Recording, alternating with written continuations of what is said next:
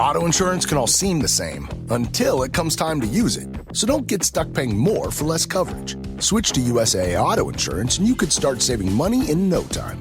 Get a quote today. Restrictions apply. It's time for basketball, and Uber Eats is dropping deals on game day favorites to keep you locked in on the action. Like when you're craving a buzzer beater, but also buffalo wings. Or when an upset makes you want to ugly cry into a pizza. And right now, Uber Eats has game day deals from Burger King, Buffalo Wild Wings, KFC, and hundreds more local favorites. So you can keep your eyes on the ball and your hands on a burger. Order now, only on Uber Eats. Product availability varies by region. See app for details.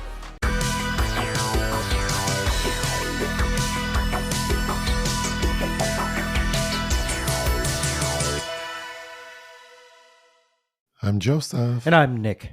This is Fish Jelly. Yes, it is. How are you? I'm good. How are you? Feeling a little rough, but... Rough? Here we are. Oh. Recording late on a Saturday again, which jinxed us last time. Because didn't I say at the end of last week's podcast, like, we're recording it a little early, so hopefully no one dies. And immediately someone died. And someone did, so which we'll get to later, but... yeah, I hope I'm not jinxing us again. Anyway, I was gone last week because I went on a cruise, like a regular cruise. So I've done many gay cruises. This is my first time doing a regular cruise. A heterosexual cruise. Overall, what did I think? I probably wouldn't do it again. I mean, it didn't sound fun based on what you told me. You know, the biggest, God, there are so many things. I mean, the gay cruise has its issues, and that's why I kind of cool off on them, and then I'll do it again, and then be like, oh, I don't have to do that again for a while. But this cruise I went on, this is coming from someone else's mouth, but when they said it made me laugh, because I'm like, it's kind of true. Someone asked me, like, oh, are you on like a regular cruise? And I said, yes. And they go, oh, I've never done that because I just assumed to be a bunch of fat Republicans. Ooh. And I would never say something like that, but I will say. But I'll repeat something like that for damn sure. Yeah. Okay. But the vibe was definitely very conservative, very white, very like, there were lots of like MAGA hats and Tesla hats. God. And lots of people wearing shirts that said Gulf of America, which to me is like, not going to because the cruise was to Mexico. Going to Mexico wearing that shirt.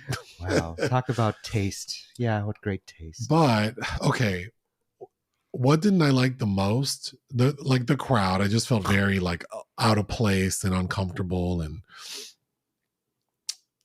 there were a lot of kids, which is definitely not for me. Also, you know, there are a lot of families, right? So they all kind of had the same structure. It's like the dad who looks like he'd rather be anywhere but there, the mom who looks stressed out because she's trying to make a nice little holiday, and then two kids who just look bored out of their minds. And then there's nothing for the kids to do, so all they do is roam and take up space, which I feel bad because it's like, yeah, what are they supposed to do? They can't even use their phones, so they're just, you know, if they come with like a friend or not, they're just walking up and down, sitting wherever, eating a lot. But yeah, the vibe was just really off. Also, I remember the first time I went on the gay cruise, I worked with someone who used to work on the cruise ship. And he told me like, oh, you know, on the gay cruise, they drink like 3 times as much, but then they eat a third of a regular cruise, which actually on that first cruise I went on, the boat on the second, it was a 3-stop, like a 7-night cruise. So there were 3 ports. On the second port, they had to extend the stay at the port because they had to get more alcohol to put on the boat. And then, yeah, noticing this crowd and like the food situation was so odd. And I've watched a documentary about like food management on a ship, which is actually very fascinating. Because, you know, they bring on a supply and it's a huge amount of food that they have to feed thousands of people. And of course, things go bad over the course of the 7 days. So the the way they organize the menu, the way food kind of travels from one spot to another. And you went on a cruise with me. Yes. You can tell like the food kind of gets recycled, and as the Yes. days go by, it's like less fresh Oh yeah, fruits and I think vegetables. somebody cooked some donuts in a vat of oil used for onions, perhaps. And then you start to notice that the food from the nicer restaurants gets filtered down. yes, exactly. Doesn't that remind you of Mickey 17 a little bit? Oh, yes. Could have But It just dawned on me you should do a few more, and then you could write a essay novel, like because these comparisons are reminding me of Nickel and Dimed by Barbara Ehrenreich, where she went to 3 different cities and worked at like some blue collar job and to show the differences. That actually sounds really interesting. Yeah, because you could. But I have to say, so on the gay cruise, food is like, I guess I took for granted that the gays aren't eating as much because it was always very easy to sit down and eat. There was a bounty of food at all times. Yes. Yeah, like and I never like had to like wait to be seated in any of the restaurants that weren't the buffet. And I remember the one I went on with you, there were weird little pockets of like, oh, I know I can go get fries here at this time. Well, that's exactly what I was going to say. The only peculiarity with of all the gay cruises I've been on, the common thing that I hear is that because the gay cruises operate on a very different schedule, because these FAGs party all night long, so they sleep all day. Mm-hmm. So they don't get up and start being active until like after lunchtime. It's the vampire schedule, yes. Yes. So they had to adjust. Like some cruises I've been on, they have to adjust after like the first day, the dining schedules, because no one is yeah. No one is there for breakfast and lunch. They all want to start eating at like 3:00. Mm-hmm. And then they all want to eat after they've been partying. So they have to like keep the main like buffet open till like 4 a.m, which on the regular cruise I went on, there wasn't food after a certain point. But the main thing I noticed on the regular cruise was food is like the big thing. Every restaurant was packed at all times. Every night for dinner, I had to wait to be seated. Even sometimes for lunch, I had to wait to be seated. That had never happened before. Every spot was packed. And then the most strange thing was, and based on me watching that documentary about the food management and how they have to kind of like transfer stuff and make certain spaces clear so they can set up for the next thing, you could see waves of people move. Like, oh, the restaurant on level 16 is closing at 1:30, but you can get food on 17 until 3:00. You would see like 1,000 people. Like, I mean, it was like watching wildebeest on the Serengeti, like move up to this one place, and they all stand there like fidgety and upset because they want to eat. And it's all the same food. It's all the same food, like the exact same menus for all these restaurants. Like they're all the same. I found that really odd.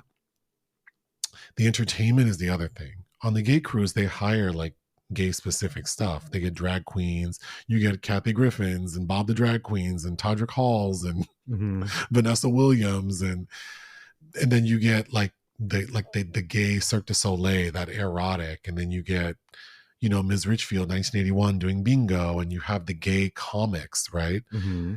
So it's just filled with, and that is like probably 50% of why I like going on the gay cruise. Is it's just really fun to watch these entertainers. Mm-hmm. But yeah, on this, it was like, because all the comedy stuff has to be family friendly. So, and then of course they're not political, so they're just really boring. And then, so it's like studio films now, everything's watered down. Very watered down, because even 2 nights, I think they had 18 plus comedy that started like 10:30. And so I did walk in, and it was the same as the early show, except, I mean, I heard someone use the F word once, but it was like, oh, this is still really boring. What was very different though is the gay cruises are chartered, so they don't offer the same packages. So you can't get an alcohol package, at least on any of the Atlantis cruises I've been on.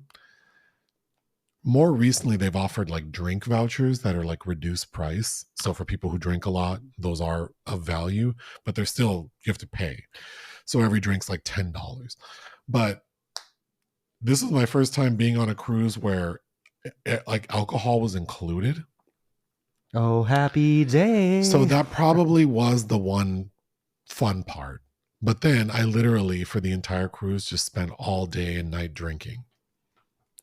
And my sister told me this once because she's been on a number of cruises and she's convinced that there's something in the cruise blend because my sister likes to drink. And she's like, we went in, like in. And she's like, I didn't even feel a buzz. And you know me, I have 2 8-ounce pours of red wine and I'm done. Not me, but go ahead. I probably drank a day, at least 3 bottles of wine. Oh, wow. And you weren't... I didn't get sick. And I will throw up with the quickness. Sure. I'll lay down and I'm like, the room is spinning. Oh, like you're like the cat, just like, oh, gonna go. Yeah. Eat like immediately, like, blah. Not a single headache. There was there were a couple of times where I felt a little like, oh, I'm feeling like I had 2 glasses of wine. And that's at the end of the night when I had so much. Every bar I went to, there were 2 that I really liked. The bartenders knew exactly. Oh, the Pinot Noir. They would just pour it. They'd see me walk up and grab the wine glass and pour it. Do you love how quickly those kind of relationships are established? Like, yeah, I got you, guy. Well, you know what it made me think of? A very odd time in my life was the 6 months before I met you. Yes, in downtown St. Paul. Living in downtown St. Paul and going to that gay bar that was right next to my place. Tricks. Which became camp. And there was a very handsome straight bartender whose name I just forgot. Started with a J. Is it Jesse? No, because I had a buddy named Jesse. I feel like I would remember that. Yeah, I remember him. But anyway, the bartender I'm talking about. Mm-hmm. I would go there every night, and of course, this man had no interest in me except he was a really nice guy and would serve me. And I remember that was the only time I think in my life where I would say like maybe I was drinking a little bit too much. That's why I saw you for the first time. But I also wasn't working because I had that'll be a story for many years from now, but I was unemployed and I'd gained a lot of weight because I'd also had like 3 surgeries right like immediately after I stopped working, and it was the winter, and then I started drinking all the time. And then that's when I first really started to see you around. Well, you look good to me. Well, of course I did. But compared to what I looked like before you met me, it was like, oh, I feel like so gross. But yeah, it made me, being on the boat made me feel like that period of going to Tricks in St. Paul, drinking every night. It because it felt like where everybody knows your name, but it's also like, I think I have a drinking problem. No, it's a very specific opportunity you were. But it was, and also me. It's not like that's daily. No, it's not. But yeah, probably the final thing I would say is the first night I thought, well, how do you meet the gays, or like how do you make a friend on the boat in this kind of situation? So I saw in the calendar that there was the LGBTQI meetup, which was self-led. So I'm like, oh great. Self-led, what does that mean? That there's because usually there's someone part of the cruise coordinating the other events, like it's an official thing. But this was just like, if y'all FAGs want to meet up over here, then good luck. So God bless. So when I go to the gay bar just here in LA, that's self-led, right? Basically. Okay. But it's like a designated, like, I guess all you people will just show up to this one place. So pop-up. So I thought, yeah, it's like a pop-up. So I thought, let me go. And the first night, and it happened to be in the bar that I liked frequenting the most. Oh, see, fortuitous. So I go, and that crowd, there may be like 10 people. That was not my crowd. So that was unfortunate because I literally didn't talk to anyone for the entire cruise, really. Except for one lady who kept approaching me and telling me I look like, name any brown male actor. Shamar Moore, Omari Hardwick, just any black man on Shamir TV. Anderson. She would be like, do you know you look like that man from Criminal Minds? You look like that man from blah, blah, blah. Like, okay. You keep telling me. Thanks. She told me like 4 times. Thanks, gal. Wait, you told me about a lesbian that talked to you. Oh, there was one lesbian, yes, who there usually is. Yeah. And she talked to me a little bit. And then after that, she kind of, but Overall, yeah. So the benefit is the regular cruise is like half the price. Yes. So there is a cost benefit, but for my money, I probably A cost benefit and a fun deficit. right. So I would say, I mean, if you can afford it, Uh, I think it's worth the money to just go on the gay cruise.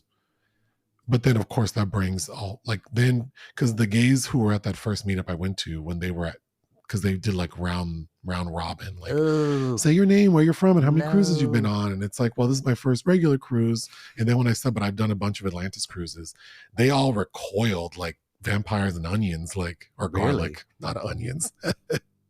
Well, I don't know, maybe they don't like onions either, but. Yeah, they were so judgmental about it. But when I usually mention the gay cruise, people have a very specific reaction, which is so odd because I've even for people who kind of know me, it's like, do I look like or seem like what you're describing? Do I seem like a mess who's like in a jockstrap high on G for a No, week? and well, Like not that's every, the exact opposite of who I am. but not everybody on the gay cruise is doing that either. No, So because that- I'm that's- on it. That again, though, yes, but there are a large percentage of people that don't, and that is a shitty assumption. But having been on one of those cruises and seeing how people behave that don't get their needs or desires met, there are a lot of behavioral detractions. Yes. If you're the kind of gay who goes to the bar and if no one talks to you or the guy you think is hot ignores you and you start crying, then probably a gay cruise. Don't go not on for the you. gay cruise. Yep. But yeah, if I think the gay cruise feels like Vegas feels like to me. There's so much good food. There's a lot of cool entertainment. There are a lot of people who are like interested in interacting. But you can also sit by the pool. You can literally, there's a library you can sit in. You can just sit at a bar and drink. There's always someone who wants to talk to you. That's what I'm used to. So this was a letdown, but it was a gift. And it was a nice gift, and I'm very glad I did it because now I know. And I told you, if I found a really good deal, because there often are very good deals on regular cruises, and because we live near enough to a port that it's easy for me to get there, I wouldn't say I wouldn't go again. Sure. But Mm. that's my review of a regular cruise. I hope that wasn't boring. No, of course not. But moving on to something I know people enjoy. 5 on the black hand side. Oh. 5 black filmmakers who are not Tyler Perry. Who do we have first? Oh, let me pull up my list. More on this lady's debut and its only film, because I also watched this week on our Movies We Watch for Fun segment for Patreon. But Bridgett M. Davis, who directed one film called Naked Acts in 1996, and what a travesty that she never directed anything else, because this was kind of a very interesting, compelling lo-fi narrative that's kind of about a mother and daughter, but it's about this young woman whose mother was a famous blaxploitation film star, like at the level of a Pam Grier, and who now exists in running a video rental store that nobody visits. But her daughter has decided to go into acting, and then it's basically her experience with a friend that got her hired, trying to make this low budget film. And it's also saying a lot about, well, I can get more into that, what the film's about later, but it was just this month in April, a restoration was made available on the Criterion channel. So if you have access to that, highly recommended. Next. And Naked Acts reminded me of this filmmaker in this film that I quite liked from a couple years ago. Martine Syms is the director, and I believe she still only has her debut under her belt from 2022. The African Desperate, which is a little rougher on the edges, but I thought a lot of fun and a great character study. It's about this young woman who it's her last day. She's about to receive her MFA from an art school, and it's the very last day of school, and she's about to go off on a road trip. I forget where, but kind of the zany, insane, weird shit that's happening all around her with her classmates and colleagues. And it packs in a lot, I felt, for a slim running time. Next. Next, we have an oldie but a goodie, Reginald Hudlin, whose name everyone should recognize because he directed House Party and Boomerang. Lately, the past decade or two, he's been working mostly in television. But I'd throw The Great White Hype out there as another late 90s film that I think got a lot of traction. Next. Tayarisha Poe, whose debut I believe we did review.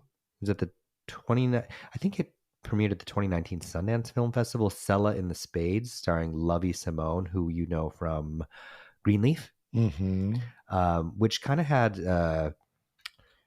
it kind of felt like a throwback to Spike Lee's early School Days in a way.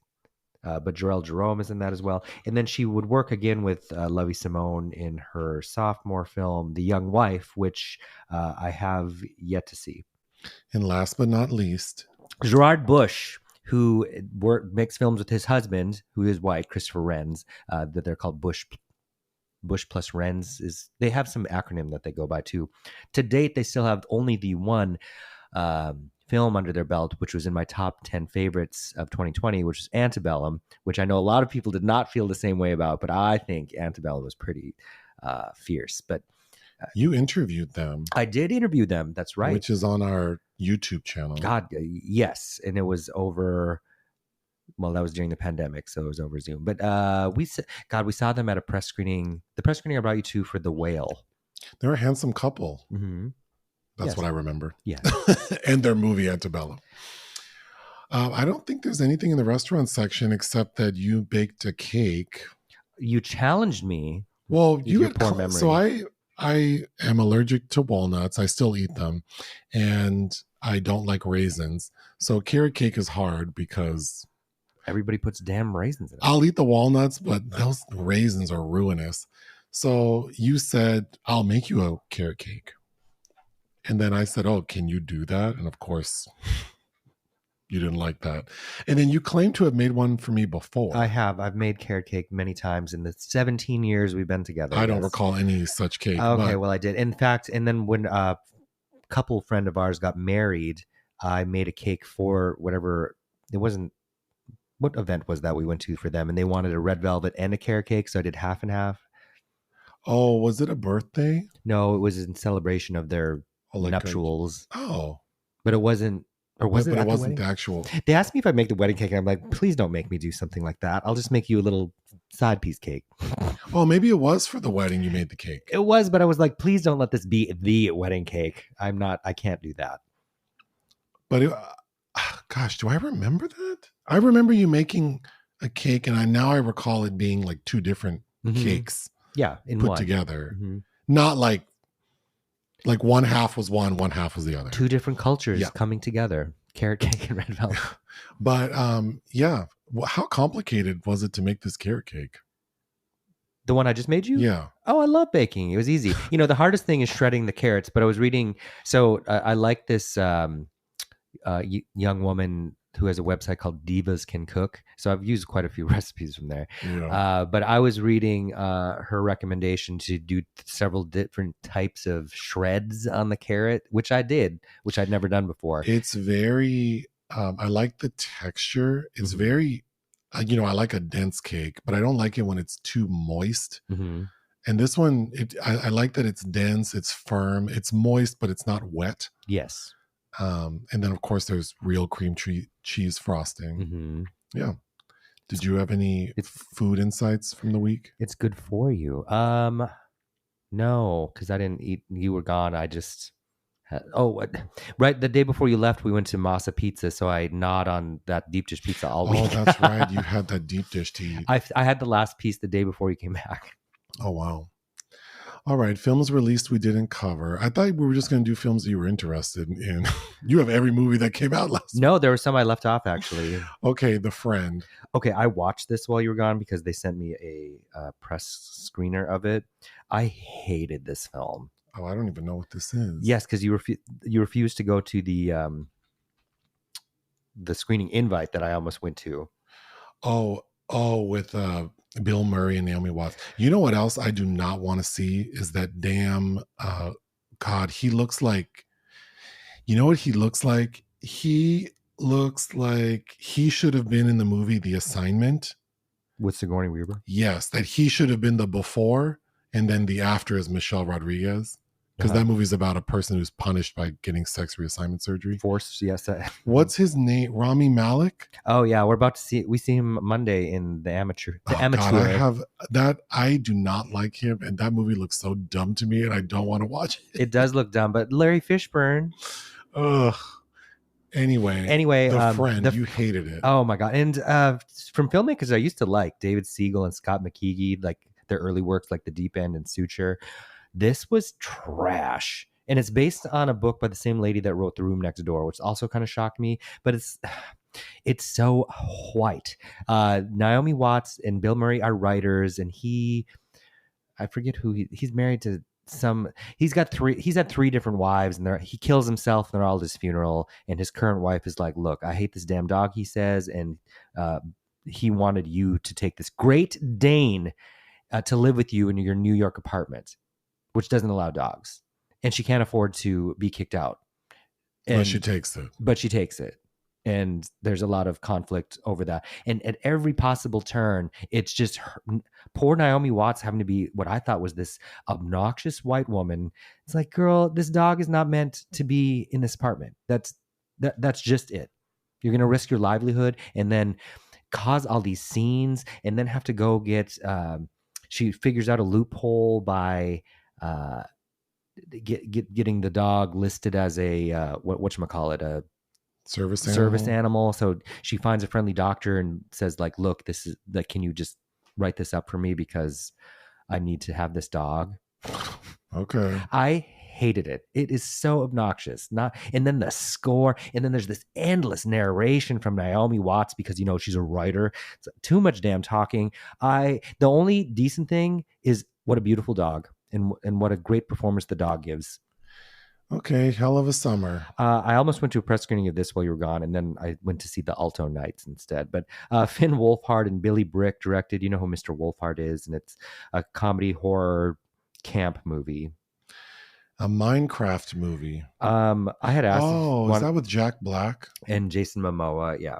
Yeah, I have no interest in that, except there is some show that features like autism, like maybe it's like Love on the Spectrum or something. I could be wrong, but there is a man on there, an autistic gentleman who I guess is like Jack Black's #1 fan. Oh. And I believe he was on the Kelly Clarkson show.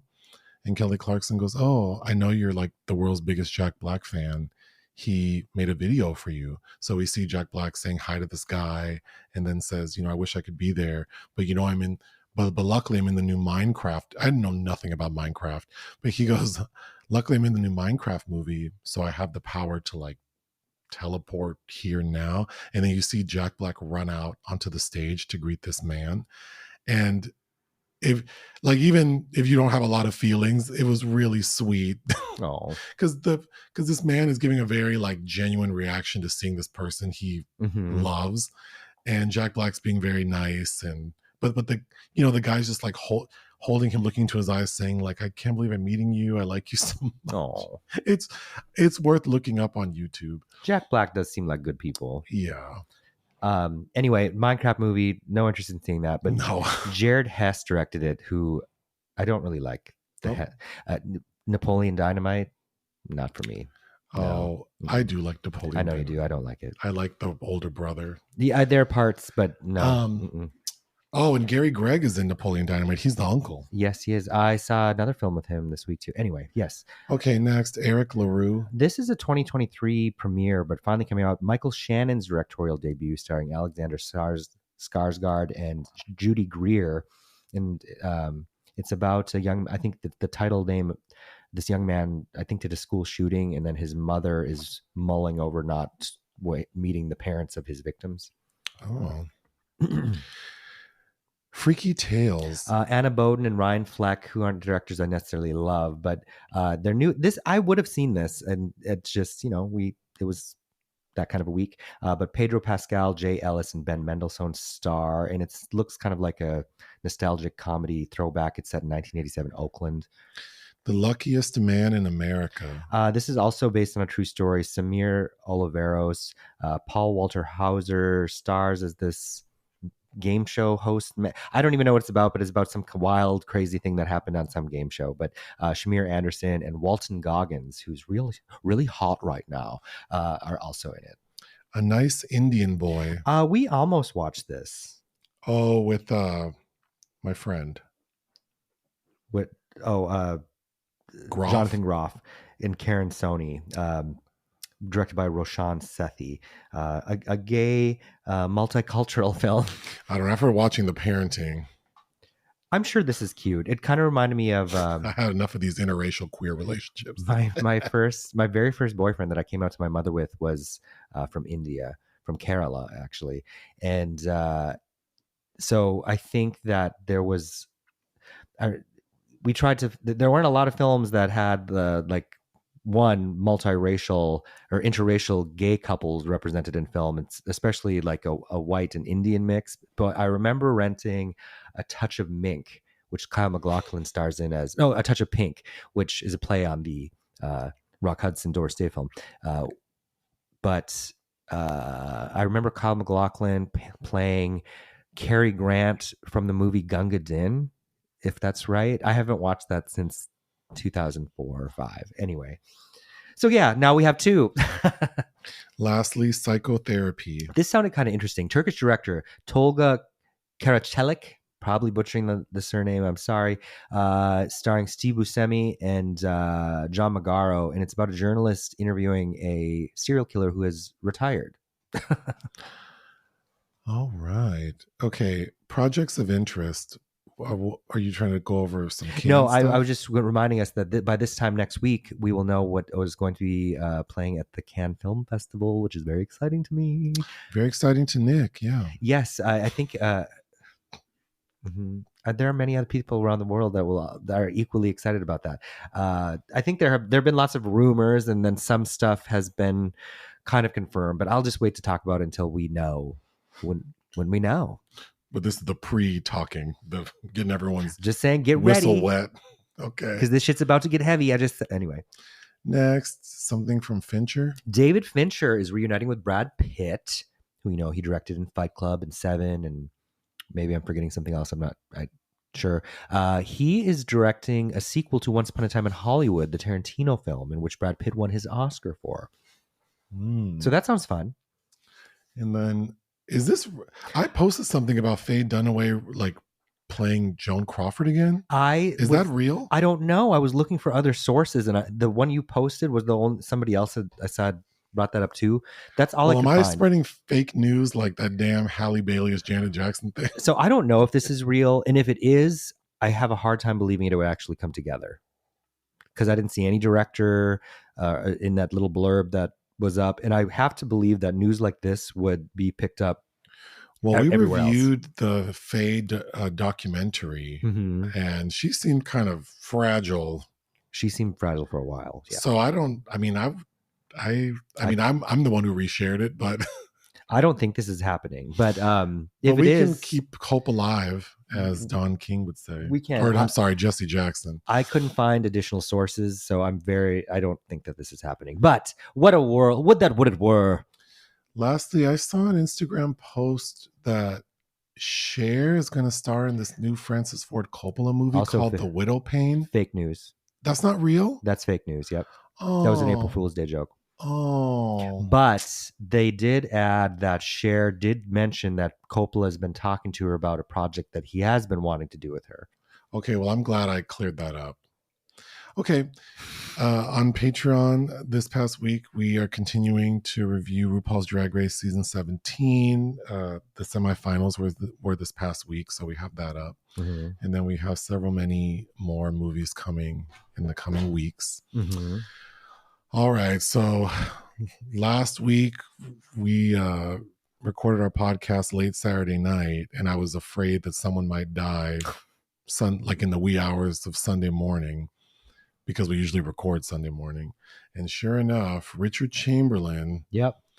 What do we know Richard Chamberlain from? Oh my God. My mom, she had a crush on all these gay men. Richard Chamberlain. Richard Chamberlain was gay? Yes. Oh, I just looked up his picture. He looks gay. Rupert Everett. Yes, but my mom was obsessed with the Thornbirds.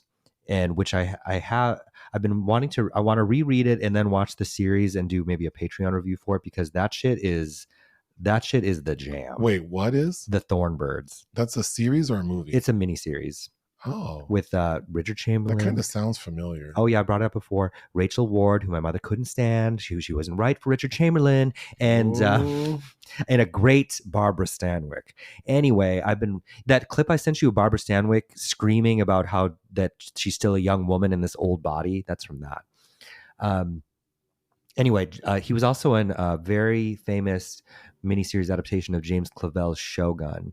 But yeah, Mr. Chamberlain, he was in all kinds of stuff. And randomly, I also remember that I think he was the last person of the century to get a Hollywood star on the Walk of Fame in 1999. And I only know that because the penultimate one was Sigourney. Oh. Anyway, I think that's right. I might be wrong. Who knows? Let's not fact check. Lowe's knows member-only doorbuster deals make SpringFest savings even better.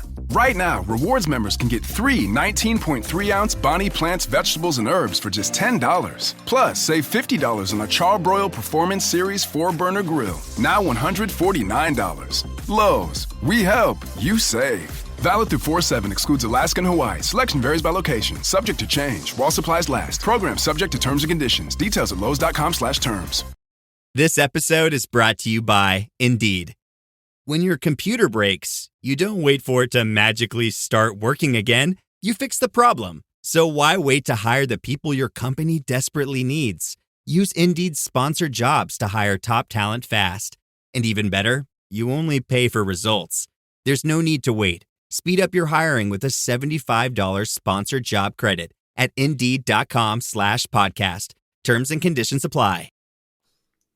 There's an American singer-songwriter named Johnny Tillotson who died this past week. Mm-hmm. He had a number of top 10 hits. Oh. He had when I saw the post, he had a nice face. So I thought I'd mention it. So I thought I'd mention it. And then Bruce Glover, the father of Crispin Glover, died. Yeah, I did see that. And Bruce Glover's a character actor. Yeah. Are you familiar with him? He's in Diamonds Are Forever, Chinatown. Yes, I believe we did did we do a Patreon or a live for Chinatown? And I pointed that out. Oh, you did? Yes, of course. Yes, of course. Okay. Well, he looks like Crispin, or Crispin favors him. So yes. I don't even know. I don't know who Crispin Glover is. Yes, you do, from Back to the Future and Willard, the remake. Is he the bully in Back to the Future? No, he's the dad. He's Marty McFly's geeky dad. That's Crispin Glover? Yes. Oh. He's always a weirdo. And then you walked out of a movie that I had been waiting for years to see. Then finally they had another roadshow for it at that was the Egyptians. This was quite a few years ago now, because it starred Margit Carstensen, who is a Fassbender actress that I love. But it was called It's Fine. It is Fine. Everything is Fine. It's kind of it's described as an autobiographical, psychosexual, fantastical retelling of Stephen C. Stewart's point of view of life. He's, I forget he's in a wheelchair for sure. And then he kind of has this romance, I think, with Margit Carstensen. And it's not even that long, and you wouldn't sat in the car. But Crispin was a co-director. Well, I do. He also did that with that Southern Baptist Sissies at Outfest. Oh, you left when sat in the car. Sorry, Willem. Mm-hmm. And lastly, of course, Val Kilmer died. Yeah. He was 65. He died, I believe, from pneumonia, but we know that he had other health issues, including like throat cancer. Yeah. Did you watch that doc about him a couple years ago called Val? Yeah. I thought it was pretty cool. He had a really interesting upbringing. Yes. And an interesting career. So my memory of him is probably, I don't know when I first realized who he was, but I definitely know who he is. And if I had to name a film he's in, I would say Top Gun, but that's only after I watched it, a year ago? And I know he was Batman. Yes. And I think that's it. Oh, when I was a kid, Willow, his Mad Mardigan, he was, if Harry Hamlin was the first crush, I remember Val Kilmer as Mad Mardigan was not far behind, which I saw that in 4th or 5th grade. And then I still have not seen The Doors, where he played Jim Morrison. Oh, and I remember sure. in my mind, I was like, Jim Morrison was so hot, but I think it's because Val Kilmer played him. For some reason, I still haven't watched that, and I need to. He's in things that I've seen. I guess I just don't remember. Like, I forget that he's in Bad Lieutenant, Port of Call, New Orleans. Well, that's a supporting role. The Island of Dr. Moreau. I wouldn't have probably been able to conjure that up. Really? Ghost in the Darkness we watched recently about the lions with Michael Douglas. Oh, I forgot that. Okay. Heat. I don't even know what that is. Oh, yes, you do. Have I seen that? You were trying to nap while my parents were watching it when we rented that house in Palm Springs. Oh, okay. I don't know that. And then Heat's great. That's Michael Mann. That is a masterpiece movie. But I'm reading that Roger Ebert said of Val Kilmer, if there is an award for the most unsung leading man of his generation, Kilmer should get it. Sure. So, I mean, he had a reputation in the 90s for being difficult, I remember. But it's kind of that way that I think how they did Kim Basinger dirty is like somebody trying to demand better work for themselves and getting kind of shit on for it. sure. But to me, some of his best performances were as a supporting actor because he was kind of a weirdo. Now thinking about the few movies I can with him, he seems like he definitely adds a little something to it. I love Kiss Kiss Bang Bang with Robert Downey Jr., where he plays a gay character. I think his name's Perry. And the line that always sticks out is Robert Downey Jr. goes, "Are you still gay, Perry?" And he's like, "No, now I'm knee deep in pussy." God. But, of course, Val Kilmer's passing, the secret film this week, was my choice. Mm-hmm. And I chose the 1993 American Western Tombstone, which, of course, stars Val Kilmer along with Kurt Russell and so many people. This cast is so stacked. I mean, this is on what's that movie I really like about the earthquake in LA? Is it Melbourne or The earthquake in LA? It's is it called Shortcuts? Oh, Robert Altman. Robert Altman. Shortcuts, yes. It feels like a Robert Altman film. You have Kurt Russell, Val Kilmer, Sam Elliott, Bill Paxton, Charlton Heston, Jason Priestley, Stephen Lang, Thomas Hayden Church, Dana Delaney, who I couldn't stand in this damn movie, Billy Bob Thornton, Billy Zane, so many people. Michael Rooker, Joanna Pacula. Robert Mitchum is the narrator. Robert Mitchum's the narrator. He had such a great voice. John Corbett. Terry Frank Stallone's in it? I didn't even recognize him. Terry O'Quinn from The Stepfather. Pedro Armendariz Jr. There are a lot of notables. What is the movie about? A successful lawman's plans to retire anonymously in Tombstone, Arizona are disrupted by the kind of outlaws he was famous for eliminating. Okay, my overall thoughts. I did enjoy watching this movie. Mm-hmm. It's entertaining, but this shit is a mess. Who is this director? Okay, so there's a story behind that. It was supposed to be directed by Kevin Jarre, who is the adopted son of Maurice Jarre, the composer who did scores for films like Gorillas in the Mist and Year of Living Dangerously. Oh. And so that means his half-sibling or step-sibling was Jean-Michel Jarre, who is a very famous composer who used to be married to Charlotte Rampling at one point. Anyway, Kevin Jarre previously had written Rambo, First Blood Part 2, the first sequel, the first Rambo sequel. Okay. He had written, and he got a lot of accolades for writing the screenplay for Glory, with which Denzel Washington won his first Oscar for.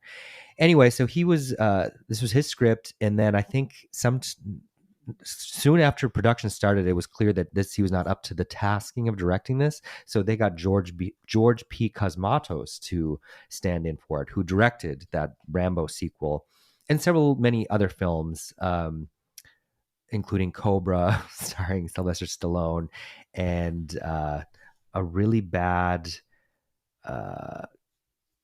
creature feature called Of Unknown Origin. Oh, the Cassandra Crossing is really bad too. Anyway, Cosmatos' son did Beyond the Black Rainbow and Mandy with Nick Cage. Anyway, Cosmatos apparently there have been all kinds of different accounts, but was a ghost director. And Kurt Russell has said that he secretly was directed most of this film, which was seconded by Val Kilmer. However, Michael Biehn, whose friend was Kevin Jarre, says Kurt didn't direct him in anything. Oh, the shade. So I think that it was a troubled production in some ways. Mm-hmm. Okay, I'm going to try to tell the story. So it's about Wyatt Earp, who's a real person. Yes, sir. And Kevin Russell, Kurt Russell's son is named Wyatt. I wonder if he named him after Wyatt Earp. Right? Well, Isn't his son named one of his kids? Yeah, but when was Wyatt Russell born? Well, he's young, so he was born in '86. So I don't. Also, maybe not because he hadn't played this character yet, or maybe Kurt took this role because he likes Wyatt Earp. Anyway, so Wyatt Earp is this retired peace officer who's decided that he wants to like live in peace and just make money. Don't go out to Arizona. So he goes to Tombstone, Arizona with his two brothers, played by Sam Elliott and Bill Paxton, and all their ladies. Mm-hmm. And they get out there with the plan of just starting a business. When they show up in Tombstone, they see that Doc Holliday is there. Doc Holliday is Wyatt Earp's good friend, played by Val Kilmer. So the gang's all here. Mm-hmm. Let's have pretzels. Let's have beer. Oh, Dancing Lady, starring Joan Crawford. So things are kind of okay, but the town sheriff tells them like there's a gang called the Cowboys. And they basically run shit because there's like the town sheriff and then like the county sheriff. Well, I think Marshal Fred White, who's Harry Carey Jr., right? And then he's like the town. The town, and then the John Tenney is Behan, the county. Right, but it's the town sheriff who tells Kurt Russell and his gang. Yeah, the county sheriff ain't shit. He doesn't run shit. It's these cowboys, this gang. But it's kind of good for the town because they keep everyone in check. No, but also abuse everyone too. But Kurt's like, whatever, that's none of my business. He's trying to think, what am I going to do to start my business? And immediately the county sheriff tells him like, oh, this is our town. We have a few casinos that do really well, except for this one over here called the Oriental. They don't do very well because there's like some rough people in there. Mm-hmm. So Kurt immediately goes in there and settles them down. So now he's making money running that casino and they seem to be doing really well. But things come to a head because the Cowboys are getting really out of hand. There's one in particular whose name is Curly Bill, played by Powers Booth, who is almost always a villain, and I think is quite elegantly sinister in this. We never finished that Jim Jones miniseries he was in, A Tragedy in Guyana, or whatever. We also didn't finish that roller derby movie with Raquel. With Raquel Welch. I've been wanting to. Yes, we need to do that. Anyway, Curly Bill is like one of the main cowboys, like one of the main gang members, and we're going to get to it, but he gets real crazy one night and Kurt has to get his ass in check. So now that started kind of a feud between the Cowboys and Kurt and his people, the Earps. But Sam Elliott decides like, I can't be in this town and make all this money and look these people in the eyes and not try to do something. Mm-hmm. So Sam Elliott becomes like a sheriff. And so then, of course, Bill Paxton's like, well, I can't leave my brother hanging. And then if Kurt Russell eventually goes, well, damn, now I have to help. Mm-hmm. There's a big shootout at one point and a bunch of the Cowboys get killed. So that's like at the midway point. So the second half of the movie is now this back and forth because the remaining Cowboys want revenge against the Earps. Yep. And the Earps get some backup because some of the Cowboys cross over to the good side. But it's basically like your standard like back and forth shoot 'em up type movie. Uh-huh. And in the end, of course, Kurt gets the upper hand on the Cowboys. Basically all of them get killed. Bill Paxton does end up getting killed. Sam Elliott gets injured, but they all get sent away. And then it's important to know I think the worst part of this movie is Dana Delaney plays this actress Josephine. who comes into town with her touring show, her and her actor buddy Billy Zane. And she is like in love with Kurt Russell. Smitten. Even though Kurt Russell has a wife. A laudanum addicted wife, yeah. Yeah, but addicted to opioids. But in the end, he ends up, because he's left his wife, because he sent her away with Sam Elliott and the other ladies. He falls in love with Dana Delaney and lives the rest of his life with her, we're told by the narrator. But dances in the falling snow. The other, I mean, I think the second most important character is Val Kilmer. It's important to know that this man has tuberculosis. Yep. And the minute we meet him, he looks like he's dying. And he looks like Beetlejuice. He does. Well, but still very handsome. He's very attractive, even though he looks like they gave him Beetlejuice makeup. And I think at the MTV Movie Awards, he was voted most or nominated for most desirable male. And so like, Val is like dying throughout the movie, but he ends up helping. Their friendship is really sweet, and Val ends up saving Kurt Russell. But we see, like, now that time has passed and Tombstone is done, like they've moved on. Val Kilmer's in a sanatorium, like in Colorado somewhere. So Val goes to meet him to say hi.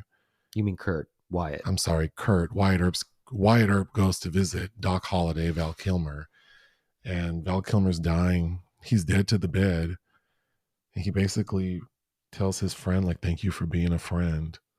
Traveled down the road and back again. And if you had felt for me love as a friend at all, please leave now. I was trying to do the Golden Girls thank song. You for being my friend. But yeah, he basically tells him, like, if you really care about me as a friend, don't sit here with me and watch me die.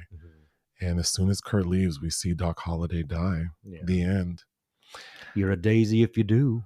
Okay, there's so much I like about the movie. The cast, I mean, the entire time, I'm like, oh my God, is that? So that's always fun. Yes. I think Kurt Russell, he's also very handsome. He has great hair in this movie. He always has great hair. But you know what is hard about it? The character that he's playing, like a hero, is oftentimes they're really boring. He has gravitas. Yeah. I mean, I have a lot of notes. There are a lot of really fun moments where Val and Kurt are doing the damn thing. But yeah, I think Kurt Russell is fun in this role, but Val Kilmer is the best part. Oh yeah, for sure. Because he is this, like, sort of intellectual who's dying and addicted to gambling and has TB but can't stop smoking and drinking, and has this prostitute who's like caring for him, but also she wants something when he dies. Clearly, it felt like Elizabeth Shue in Leaving Las Vegas. Like, you're gonna let this man drink to death, and here's all the liquor you want. But yeah, Val Kilmer is the best part of the movie. I think there are some really good action sequences. I think the story itself is really strong. Well, there were so many. The very same year, a couple months later, Lawrence Kasdan's Wyatt Earp, starring Kevin Costner, came out. I mean, yes, these people are mythic. The problem with this movie is the screenplay. There is too much going on. There are too many characters. It's so poorly directed. Tonally, it is a little all over the place. The score, the editing, it's not a wreck, but it's kind of remarkable. We reviewed this movie, I think, for a podcast. I think it's a Clint Eastwood movie, and it's Unforgiven. I thought it was going to be like Unforgiven. No, this is definitely like the B-side. But this feels like your standard cowboy movie, or like Western, mixed with, like, I had referenced the movie Holes, like a Disney kids live action movie like Holes. It's kind of unserious. It's a classic odor, like OATER, not odor. And kind of, Kurt, as I've grown older, looking back at his work, I think was doing John Wayne a lot, because there are hints of John Wayne in this. If you just take Kurt and Val and what they're doing with Sam and Bill, it feels like an entirely different movie. Yes. But then you throw in Dana Delaney is Oh kind of my ruinous. God. I hated her character. I hated that storyline. I don't know why we needed. Well, it's true, right? He I ended up marrying know. this woman. I know. It just like, if it's about this love affair, because then it's like their little attraction feels, I mean, it is beyond flimsy. Yes, for sure. And then the narration at the end talking about how the adventures they went off on. the adventures they went on, and their love lasted for 47 years until he died, is like, really? So it's like Paul Newman and Joanne Woodward. The first time around didn't work, but hey, I just didn't. Oh, I just hated it. Uh-huh. Okay. So I guess I can just start going through my notes. Yes. The opening of the film is the worst wedding day ever. Oh, yeah. You see this couple getting married. They're coming out of the church. They have a big reception set up for the town. And the cowboys show up, led by, what's his name? Curly Bill. His full name is Curly Bill Brocious, or Brocious, probably. Brocious. Mm-hmm. They show up and basically just want to show that they run shit and kill a bunch of people at the wedding, including the groom and the damn priest officiating it. Yeah, Pedro. Mm-hmm. Like, oh my God. We find out. Okay, I think that it's a little campy too, because when you think about what's his name, Powers Booth's performance. Oh yeah, I think he's giving. He's giving, and it's fun, it's entertaining, but that combined with like they all wear these red scarves, to me it felt very campy. Yes, like West Side Story. Like these men, they are doing the most. And then of course his right hand man is Johnny Ringo, played by Michael Biehn, another alumnus. Who I thought was very handsome. Oh yeah, he was. He looks like he could be the father to the Lawrence brothers. But of course you know him from. I don't know that man. Aliens. Hicks. Sigourney Weaver's love interest in Aliens. Time for you to rewatch it. Guess what you're doing right after this? He's an alien or aliens? Aliens. Okay, let me look him up. Maybe I remember his man. Michael Biehn. Alien. So this movie was huge in my household growing up because my mom probably had crushed. Well, I mean, Kurt Russell was the son upon which everything revolved around. But she also really liked Michael Biehn. Okay, I do not remember Michael Biehn in Aliens, but do you know who he looks like in Aliens to me? Who? Sam Starr out of Drag. Really? Okay. Well, this shot I'm looking at, and she would always complain about Val Kilmer saying all his features were in the middle of his face, but Jana didn't like Val Kilmer. I don't know if it was she thought that he stole some shine from Kurt in this. I don't know. I think there were many very good looking men in this movie. There are a lot of nice looking white men in this movie. So yes. I mean, Stephen Lang looks greasy though, and Billy Bob, this is before the weight loss. Okay, when Kurt finds out that the Oriental Saloon gaming house is having a problem, he just walks right in there. And his brothers are like, oh, here we go. And he walks in, and Billy Bob Thornton is the dealer, who is a handful. He's very violent, and that's why no one wants to go in there anymore. But the owner of the bar is also the bartender. And Kurt's like, so what's up with, your place? And that man tells all of his business immediately to this stranger. Mm-hmm. And Kurt walks over to Billy Bob and slaps the shit out of him and basically tells him, you don't work here anymore and you're going to leave this place alone. I thought that was a really good scene, minus the owner just like... Well, he probably saw an opportunity, like, he's going to get this asshole out of here. Okay. So Billy Zane comes with Dana Delaney, who do their little like touring theater group. And Billy Zane came across as gay to me. I think and I think that Jason Priestley has a crush on him. And then Jason Priestley, who's also, Billy Zane and Jason Priestley are also both very handsome. Jason Priestley is like a townsperson who I think they even call him a sissy or something. Yes. And then the Cowboys kind of like him. Well, he's their punching bag. But didn't they make a comment during the show of something like... Billy Zane steps on stage and Powers Booth says that's the world's prettiest boy or something. But then one of the other ones says like, oh, I'd rather Yeah, like there's sodomized someone, and I didn't know if they were talking about the woman or the man. there's innuendo there for sure. But then I thought, are they? So then I'm like, are they having sex with Jason Priestley whenever they want to? I'm sure they are. But Jason Priestley clearly is like crushing on Billy Zane. Enamorat. I was kind of impressed, like Yeah. that was happening. Well, because it was. when Billy Zane dies, because he ends up getting shot in like one of them several shootouts. When Jason Priestley sees his dead body, he clearly is emotional, and he like grabs his hand. And when Dana Delaney sees it, she's kind of like, oh, she's not disgusted, but she's kind of like taken aback. Mm-hmm. Which made me think, did you not? Dana knew, because as soon as they get into town, they're comparing notes about the lawman. That's right. They were talking about the handsome And Billy lawman. Zane tells her good luck. This is right after he did Orlando with Tilda Swinton, and he's very fetching in that. But Billy Zane and Dana Delaney performing at the Birdcage, which I thought was funny. Mm-hmm. But the cowboys are there, these like this gang, and they're shooting at the stage. Uh-huh. Which I just thought, this is the worst. Like, we just have to kill him. I'm glad I didn't live back then, because that'd be the type I'm like, well, I'm just going to have to sneak in and kill them in their sleep, and then everybody...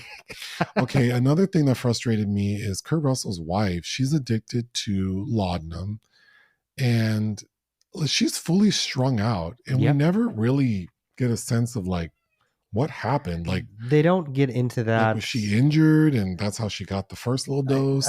I'm assuming there's something going on with an inability to have children, perhaps. I don't know. And he seems kind of like cold towards her, and they do have a moment when because after their business has picked up, he says, hey, now that we have all this money, why don't we just run away? Like we can just go somewhere far away and just live in peace and order room service.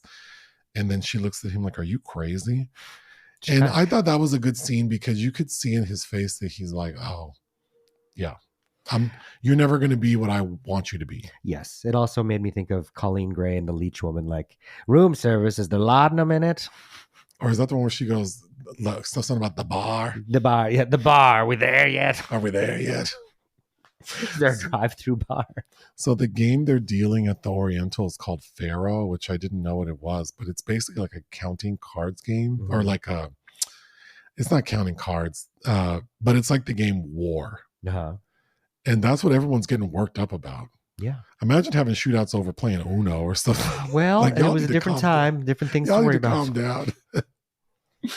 Oh God, when Dana and Kurt first, because he spies her and she spies him, and so they exchange glances when one day she's riding her horse and Kurt gets on her horse, and then she's kind of flirting with him and says, let's go on a ride, and then they end up sitting down for like what looks like a picnic but without food.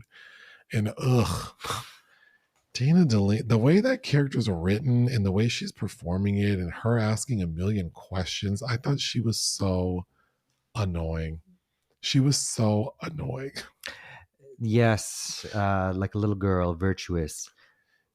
Then we get to the scene at the sort of halfway point where everything changes, because Curly Bill is at the Oriental gambling and he's drunk.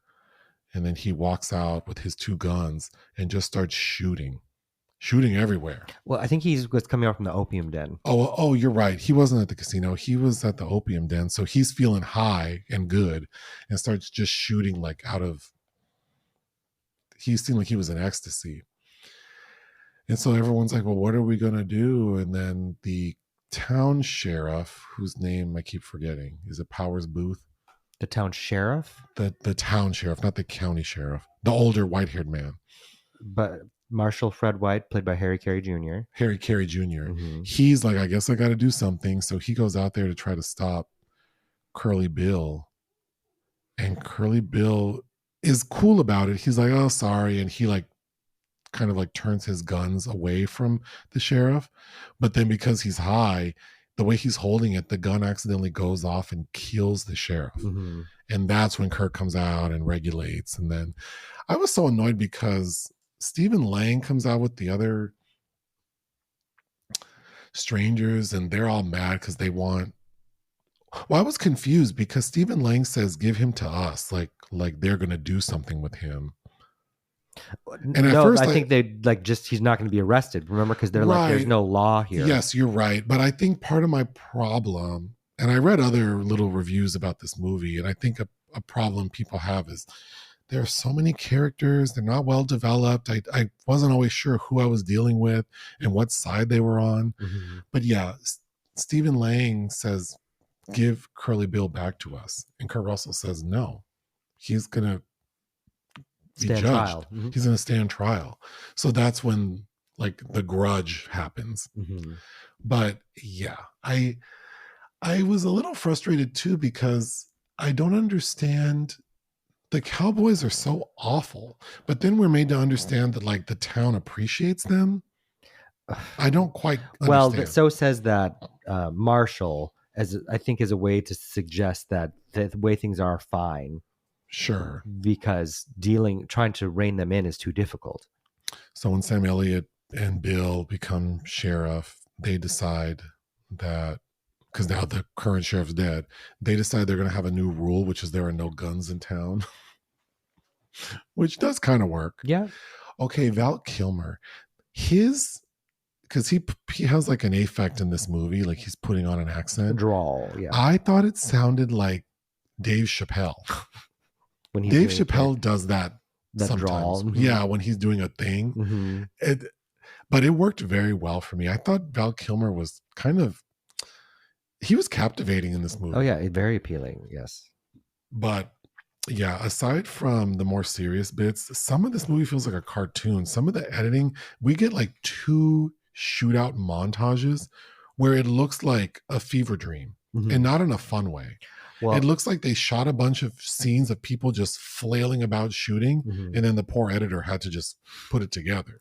Well, apparently the cinematographer, who is this 6-time Oscar-nominated William A. Fraker, really did not get along with Cosmatos. Ugh. So, yes. Okay, so finally, one day while Val is at the casino, because all he does is drink, smoke, and gamble, he passes out after coughing up blood. And the doctor tells Val... Doc Holliday is Val Kilmer's character. The doctor tells Doc Holliday, you have 2 years or 2 days to live. It just depends on if you stop now. Like, stop drinking, stop smoking. This episode is brought to you by Walmart. New beauty is in bloom at Walmart, and it's all about springtime radiance. From Drybar, Tula Skincare, and hundreds more available online, Walmart has the premium brands you want and this season's on-trend products for flawless, glossy hair and hydrated skin. Big name beauty brands? Check. The things you love? Check. Find trending spring beauty and all you need to look and feel gorgeous at Walmart, on app and online. Switch to Verizon Business and get more from your internet without paying more for your internet. Get LTE Business Internet starting at $39 a month when paired with a Business Unlimited smartphone plan. That's unlimited data, and with it, unlimited possibilities. Start saving today with Verizon Business, ranked #1 in small business internet customer satisfaction by J.D. Power. Starting price for 25 megabits per second internet plan with savings, plus taxes, fees, and economic adjustment charge. Terms apply. For J.D. Power 2024 award information, visit jdpower.com/awards. Mm-hmm. And Val looks at him like, get the hell out of here. Yeah. I'm not stopping shit. I was so surprised because, we have these 2 seemingly queer characters. Then we also have this caravan at one point that randomly drives by that you said equal pay for equal slay. Yeah. But it's basically like these women saying we want equal pay for equal rights, mm-hmm. for women. That was really interesting because they didn't have to do that. No, but I mean, I think they were trying to reflect like what was a larger cultural conversation perhaps going on at this time. There's one Black person in this movie. This random man standing in the town. Yeah, wearing a hat. He looked like he was doing okay. Behan, that character's John Tenney. Yes. He wasn't shit. Nope, not at all. Oh, speaking of him, you told me that everyone in this film, all the men with mustaches, they're all their real mustaches except for him. That's what I read. I don't know. That's really impressive. If so, yes. Because I think I have a decent mustache, but not compared to these men. Well, Sam Elliott's always got one. Sam's mustache is next level. Mm-hmm. Kurt's is really nice. Val's looks like it was glued on. A little sparse. Mm-hmm. Might have been spruced up. The mustache game in this movie is very impressive. Mm-hmm.